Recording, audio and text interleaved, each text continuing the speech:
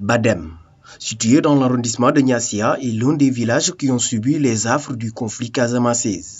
Après des décennies d'abandon, la communauté a récemment entrepris la reconstruction du village, marquée symboliquement par la pose de la première pierre pour la construction de la première maison. Vraiment fier et fier pour toute la population de Badem. Déposer la première pierre de la maison de Badem. Je rends vraiment grâce à Dieu parce que là, c'est une histoire de longue haleine. Pour des gens qui ont quitté depuis 92 dans ces sites, on fait que s'en réjouir. Ça a été vraiment dur pour nous. Donc, je souhaite que ce retour soit un retour définitif pour les populations badémoises. Selon Oscar Diatta, ce processus de retour est le fruit du plan Diomaye pour la Casamance et de certaines ONG. Nous bénéficions de 4 maisons dans Badem pour Diomaye pour la Casamance, 8 maisons pour Fort Life Shelter. Et parmi ces maisons, une seulement Badem a eu la possibilité de la poser. Mais la construction se repose sur le propriétaire de la maison. C'est lui qui engage le maçon et l'État vient à l'appui du reste. Les tôles pour Diomaye pour la Casamance, ils nous ont octroyé des tôles pour les maisons qui vont se construire, des pointes accompagnées de ce qui va faire la charpente, et du ciment et un appui. Dans ce village,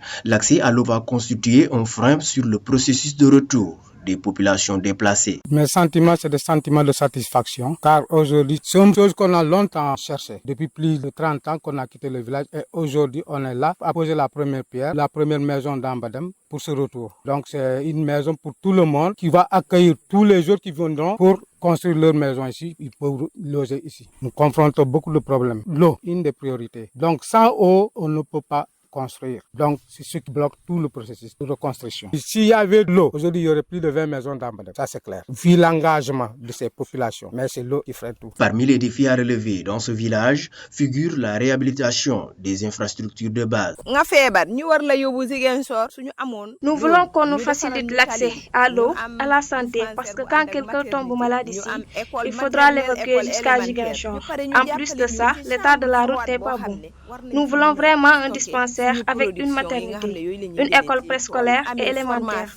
Nous voulons aussi une chambre froide pour le stockage de la production des femmes. Si on peut avoir des formations pour les femmes, ça va vraiment nous soulager. L'accès à l'électricité est aussi important. Le processus de retour des villages déplacés en Casamance, illustré par l'exemple de Badem, témoigne la résilience des communautés et de leur volonté de reconstruire leur vie sur leur terre ancestrale.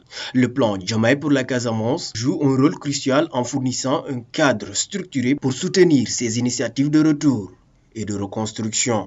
Badem, situé dans l'arrondissement de Niassia, est l'un des villages qui ont subi les affres du conflit casamançais. Après des décennies d'abandon, la communauté a récemment entrepris la reconstruction du village, marquée symboliquement par la pose de la première pierre pour la construction